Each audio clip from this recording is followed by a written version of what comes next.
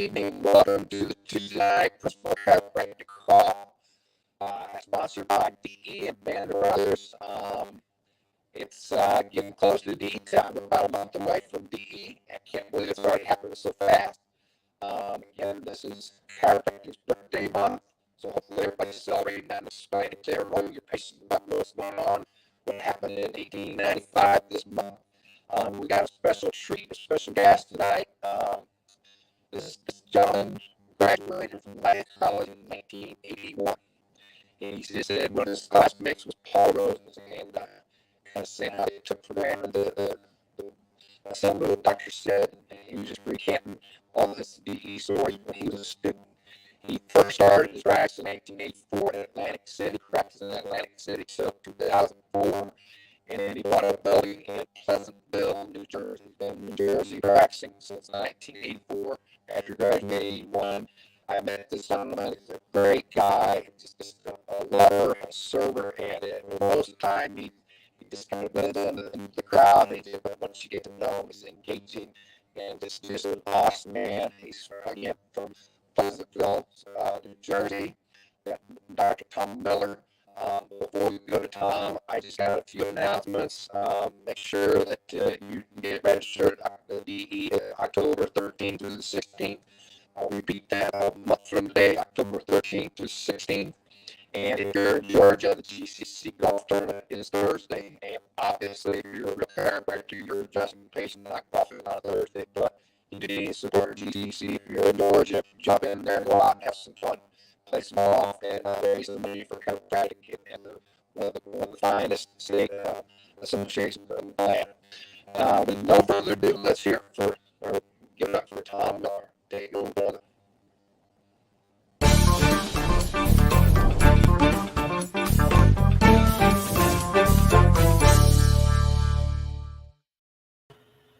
Okay, I'm Tom Miller, and as Andy had mentioned to you, I am from my office is in Pleasantville, New Jersey. Graduated from Life College in October of 1981, and after graduating from Life, I took a couple of years to go around to a few states, Louisiana, Georgia, and New Jersey, to get my get licensed, because I didn't know really where I wanted to wind up practicing, but decided to come back to New Jersey. This is where I grew up, and this I'm really grateful that it turned out to be the place that I would wind up practicing, because it's home. Love being by the water. Initially when I first started practice, my office was in Atlantic City, New Jersey. I was probably 2 blocks away from the beach. So I would love it where, during my lunch break, I would go up on the boardwalk and walk and just kind of hang out, and then get back into the practice in the afternoon and do my thing. So I was sharing with Tiff and Andy, when I was at Life College. It's so interesting how many times, we can take it for granted, the people that we encounter in our lives. And man, I tell you, when I first decided to come to or go to chiropractic school in Georgia, I had no clue, I had no idea what the heck I was doing. All I knew that somehow, some way, God put it in my heart that Atlanta was the place for me to go to school. I remember applying to a school up in Pennsylvania at the time. I think Reggie Gold was president of the college up there, and I had a chance to go up and visit. But something just told me to take a look at life, and I did. I applied and was accepted, and started my journey to go to chiropractic college. And you sometimes sit back and you think and you wonder, how is it that you, through all the experiences that you encounter in life, how is it that you or me was chosen or made the decision to become a chiropractor? And that's always been a mystery to me. But at the same time, I think it's also, what I've learned over the years is that I think that God puts things in our hearts and in our minds, and then it's up to us to to take that leap and move forward with it. Because as I go back and think about my life, I grew up in Philadelphia area, and we all encounter some experiences or tragedies or whatever in life. If we all live long enough, we're going to experience loss, whether it be loss of parents, spouse, children, or what have you. And at the young age of 4.5, I unfortunately lost my father in a tragic train accident, along with one of my uncles, my mother's brother, and another friend of theirs. And from that incident, we moved from Philadelphia to New Jersey. And during the summers, every year I would go up and visit my grandmother in Philadelphia. And I kind of recall her taking me to this doctor's office every week while I was with her during the summer. And later I learned as I got older that the doctor she was going to was a chiropractor. His name was Dr. Jerry Thompson. So that was one of my first encounters with chiropractic, but I didn't pay much attention to it at all. I just kind of rolled with it, and it just didn't mean anything to me at all at that time. And then later, as time goes on, I remember suffering with asthma as a young child throughout my early years. I remember my mother taking me to these allergists. We would go to places to get tested to see what I was allergic to, and from there I was on all kinds of medications, steroids, and all that stuff, and they all worked, but they only worked temporarily. And all I can recall was, during that period of time, was the anxiety of dealing with these asthmatic attacks when they came. And then at 19, I was introduced to chiropractic by a young lady that I was dating at the time. And again, not knowing anything about chiropractic, and my grandmother and I never really discussed why she was going to a chiropractor, or that conversation just never came about during my years of growing up around her. But I went to a chiropractor. So many of you may know Dr. Marty Brown, who practices still to this day in Northfield, New Jersey, and how all this stuff, kind of fits in. I go to him, and I am so grateful that I was able to be his patient.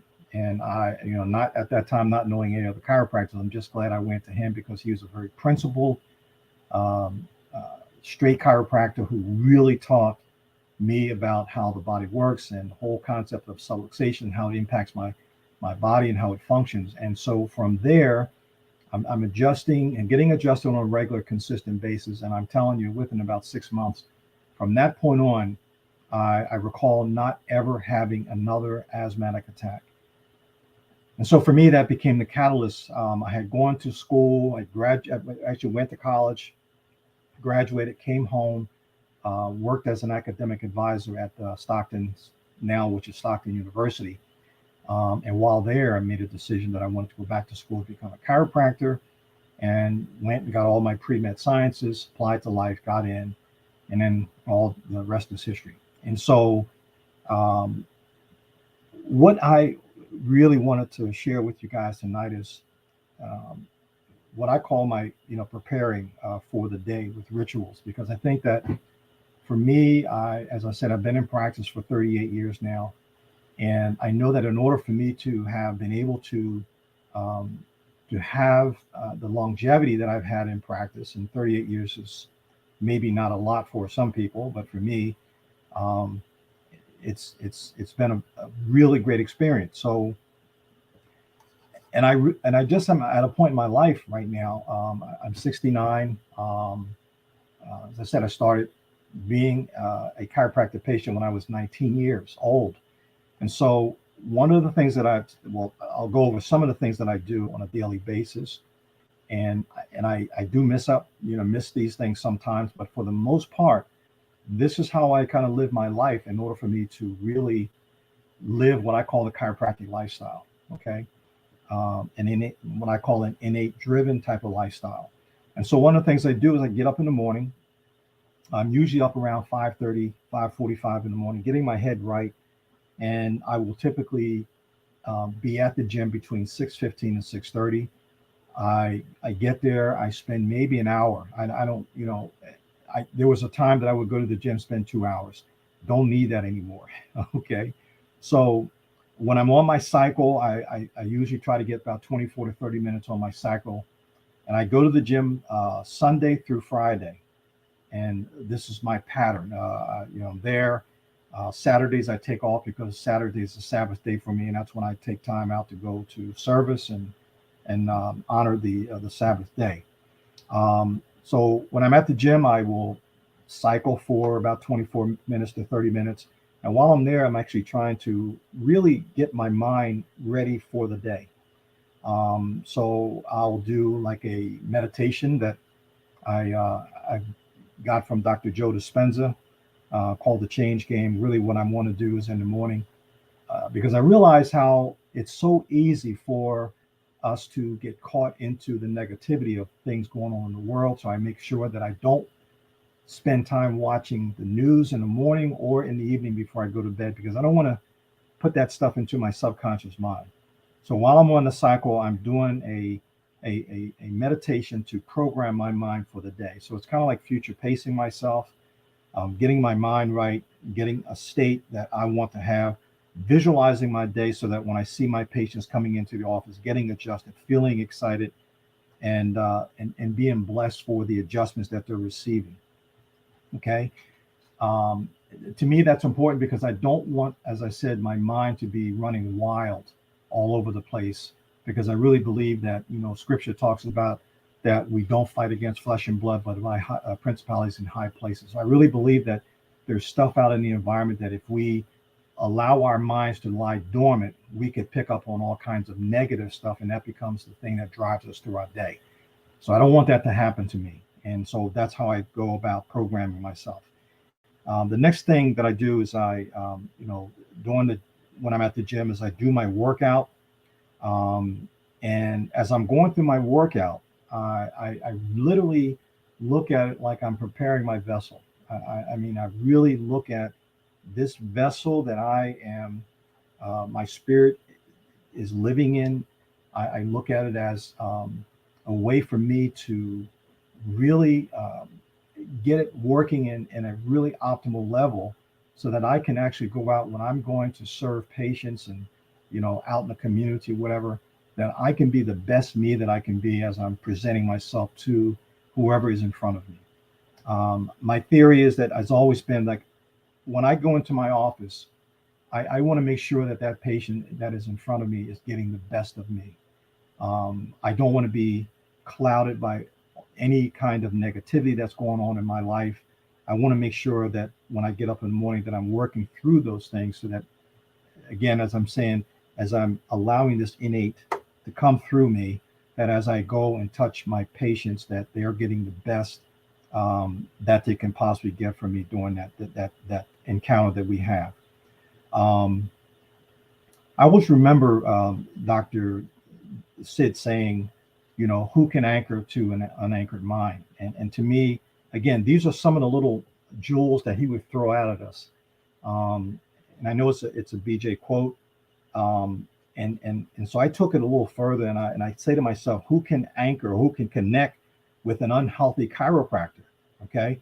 And so for me, I look at it, and this is one of the reasons why I'm so glad that um, uh, Dr. Dave Sarnoff started this whole thing with getting our chiropractic family really into the mindset of getting healthy and staying healthy. Because, when we think about it, when people come into our offices, we should be some of the most fit people on the planet. I really believe that. We should be conscious of what we're putting into our bodies, what we're putting into our minds. We should be making sure that we're really getting good quality of sleep, exercising our bodies to fine tune them. One of the things that I tell my patients when I'm with them, and as we go through the process of just constantly re-educating over and over and over again, gets tiring sometimes. But the reality is this: we have to keep doing it. There's going to be someone out there that's going to miss the message.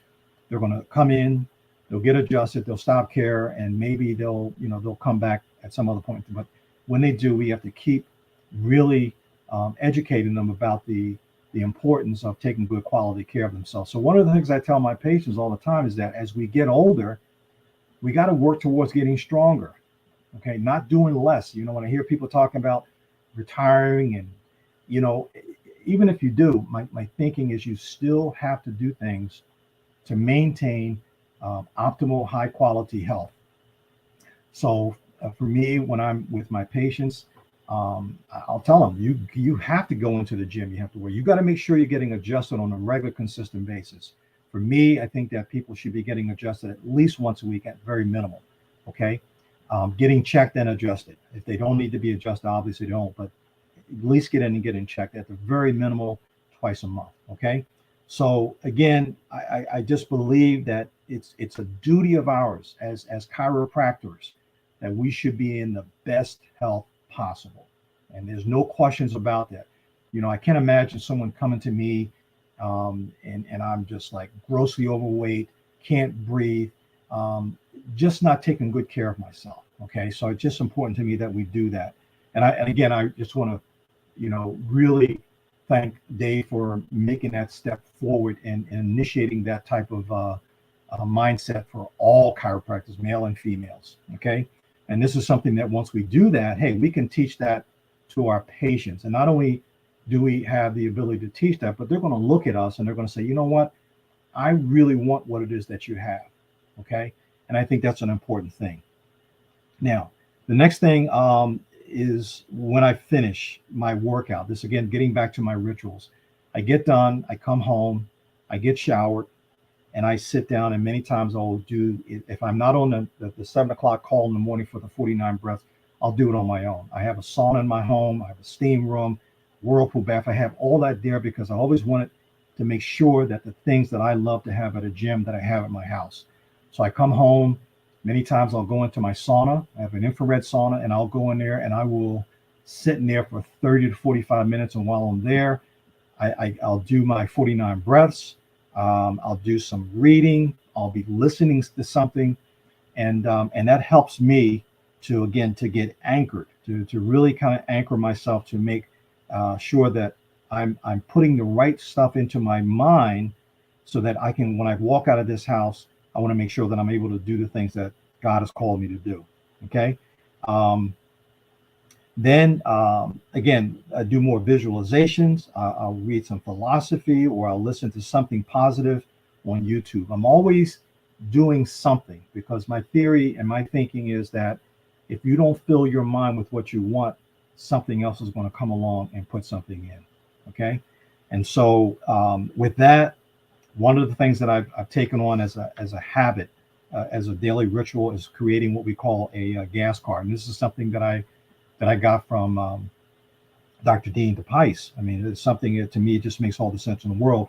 As a matter of fact, I remember yesterday my wife, we went for a walk, and she had mentioned that she was going through and having a lot of issues, just stressing with work. People for the last couple of years with the COVID craziness. Working from home, being on a computer all day long can be very stressful. You're sitting in front of the computer all day long. So we went for a walk, and one of the things that I share with her, because I like to listen to my wife. I don't like to tell her what to do because obviously she's not going to do that. So I just listen. And one of the suggestions that I made was think about, what is it that you're grateful for? What are 5 things that you can be grateful for in your life, and do that every single day. Okay. And believe it or not, when I said that, she said, that makes a lot of sense, because, she started thinking about how her life is, the work that she does, how, it's an awesome job that she does. So the gas card, the G stands for gratitude. So one of the things that we can do, and I would suggest that you do this, is gratitude. What 5 things can you list that you're grateful for? Okay. Like, I'm grateful for the opportunity for me to have been able to be at the foot of Dr. Sid Williams, to listen and learn the things that he has learned over the years. Okay. And still to this day, I can always see and picture and visualize him at the DEs, at assembly.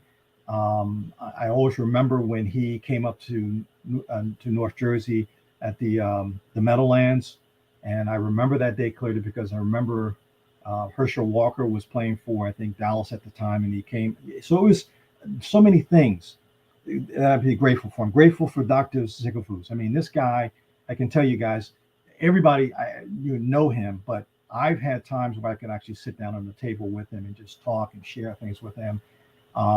Just a beautiful spirit, in terms of what he was able to impart and put into my spirit to help me to be a better person as far as being a chiropractor, and his family.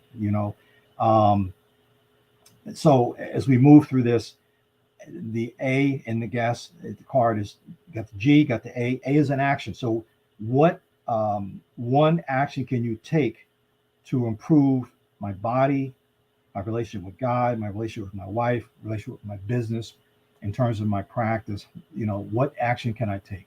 And so it's just something, it's the thought, it can just be one action. It might be something as simple as, a patient who's been coming to you for years, just writing a little thank you card. Hey, just wanted to thank you for uh, being so committed to loving the thing that I love. You love chiropractic, you love health, love being healthy. I just want to thank you for that, and thank you for being attentive to your health. Just something simple. And then the next thing is the S is service. Okay, so what service can you do? And the beautiful thing about the service thing, it would be nice if you could do something in terms of a service that the person that you're doing is anonymous. So you could just do something very nice for someone on a regular basis. It might even be like you're walking down the street and you see someone who is asking or begging for money or something, and you may not have it, but you could at least offer them a prayer inside. You understand? Just ask God to bless that person or whatever to bring them up out of that circumstance that they're dealing with. So those are the things that I do when we think about the gas card.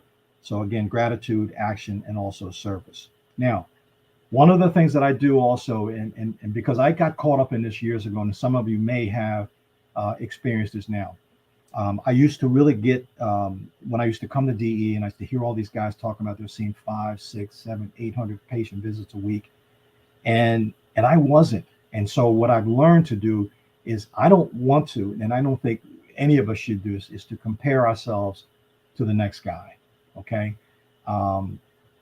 I know for me, my thing is I'm asking God, just like what Andy said before I got on, because it's like, hope the Spirit of the Lord, whatever comes in through you to speak your heart. And that's what I'm doing tonight. And so for me, I want to make sure that the only person that I compare myself is I want to compare myself where I am today to where I was yesterday and see how I can improve upon that. Okay. And as long as I can do those things to make sure that I'm doing the things that is actually going to make me a better person, and how I would do that as I look at the 4 areas of my life. One is my body. What can I do? What can I do today that I can do to take the best care of my body, to get it into the best possible shape that I can possibly get it in terms of my exercise and my meditations, my rest and having fun, all those things. If I can do something along that line, then it's going to actually move my life forward. That allows me to become better at whatever I'm doing. The next thing is how can I get better at my being in terms of my relationship with my Creator? Okay, because one of the things that I realized that when I'm connected with God or innate or universal intelligence, however you want to call it, for me, I just happen to believe that it's God. That when I'm in touch with and connected with God, my life really works better. Okay, I don't care what's going on around me. Things could be very chaotic. I just go back and I recall when, for example, when my son Dion was 26 years old, same age as my father when my father was killed in a motor vehicle train accident. My son Dion, who was just getting ready to graduate from college, leaving school that day on his way home, got hit by a truck and was killed. And so mentally, I was like, man, how does this happen? So you have all of these questions going on. And the reality was that when I was able to go to scripture and read, and it says that I give life, I take life, and nothing can happen without God's permission. So it took me years. I mean, I tell people that I really went through like 5, almost 10 years of just totally out of it because I didn't know how to deal with it. But it finally dawned on me that what, God is the greatest of planners, and He has a reason. He has a time that we come in, and He has a time that we go out, and we don't know what it is.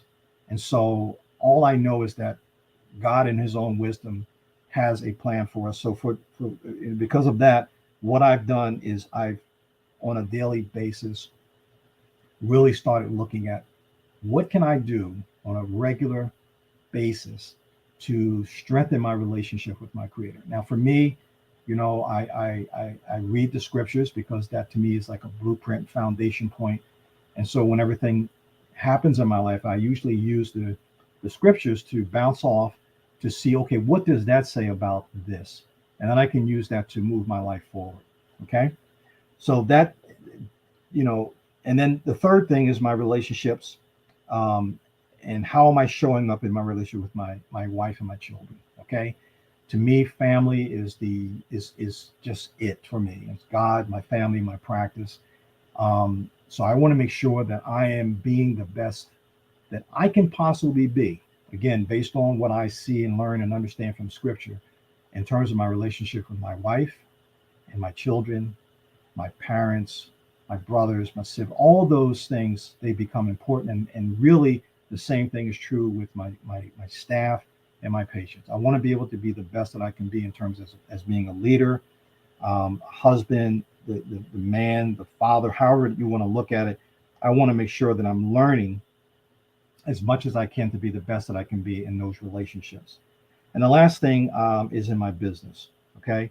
Um, I want to learn every day to be an amazing server because, I remember Dr. Sid always saying that your patients are your bosses. Okay. And I always, I knew what he was saying. It made a lot of sense, so I want to make sure that when I'm serving and taking care of my patients, that I'm again doing the best that I can. I also want them to take responsibility, but I want to be able to be vulnerable with them. I want them to really understand the importance of this whole concept that we've been taught in DE to give, love, serve, and do out of our abundance without expectation of anything in return. And, it took me a long time to really understand what Dr. Sid meant about that. But one of the things that I've learned over the years is that when we do that, it takes the attention away from us and it puts it over on others.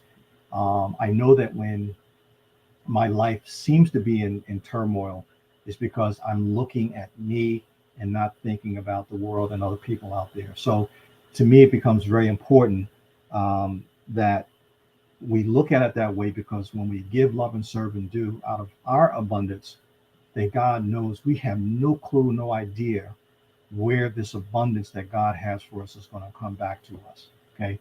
But we can rest assured that it does. Okay. I've been in practice, as I said, for 38 years. And I can honestly tell you that I really don't want for anything. I came from a very, very poor family. If there's such a thing as poor, was the oldest of 10 brothers and sisters. My mom and her family had 10 brothers and sisters. My father and his family had 10 brothers and sisters. And my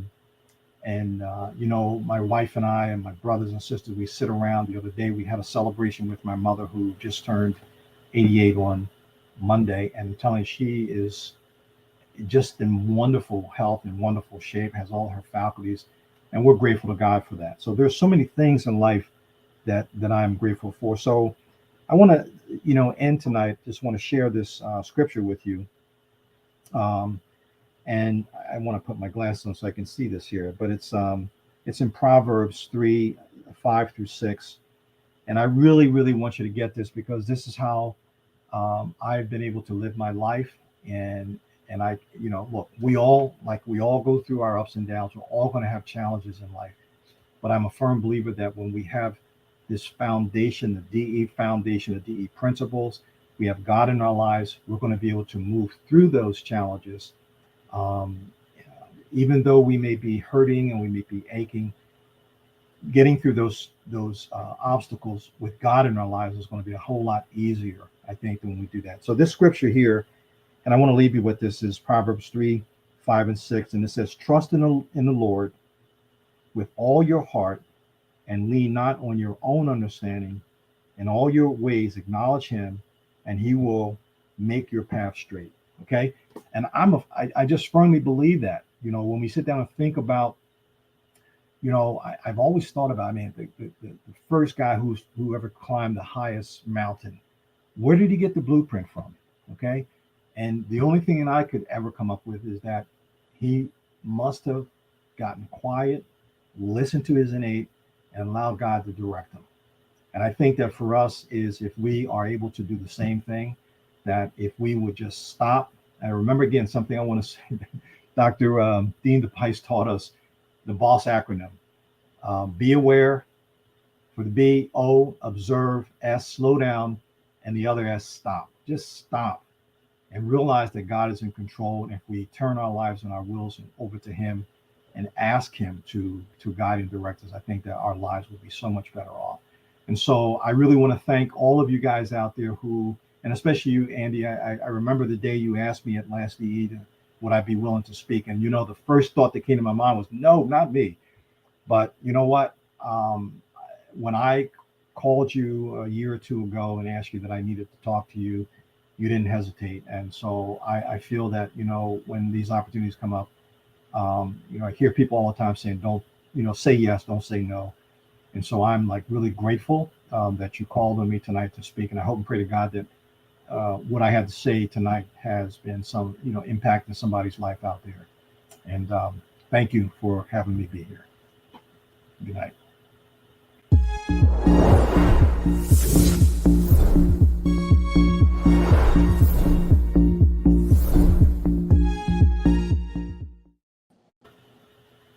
Well, man, you just said you hope that what you said would impact somebody. Well, I know it impacted me, and I'm sure it impacted dozens more. I'm going to share this to several of my friends. I'm just going to recant some of my notes here. One, right now you're 50 years in chiropractic from being a patient, right? And Absolutely.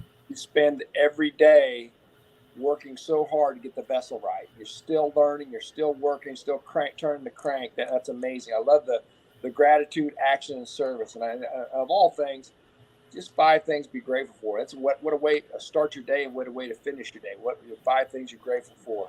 And that's just so powerful. And again, if I don't fill my mind up with what I want, then life will fill it up with something else. And I got a bunch of notes here. I'm going to go. Thank you. Look, I love the fact you're 69 years old, working hard in your body.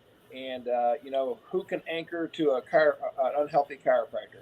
That's so right. And thank you for stepping up, and Dave Sarnoff and all the people who are doing it. Because I know literally there's dozens of DE chiropractors who are healthier now than they were the past 10 years for sure, Absolutely. And man, you hit a home run. I sure appreciate you stepping up, and I do love and appreciate you. Thank you so much. Same here, Andy. Yeah. God bless you. Love all you guys out there. Everybody have a great night, and we'll see you next Tuesday. And remember, register for DE. It is a month from today. Love and appreciate you all. Have a good night. Good night.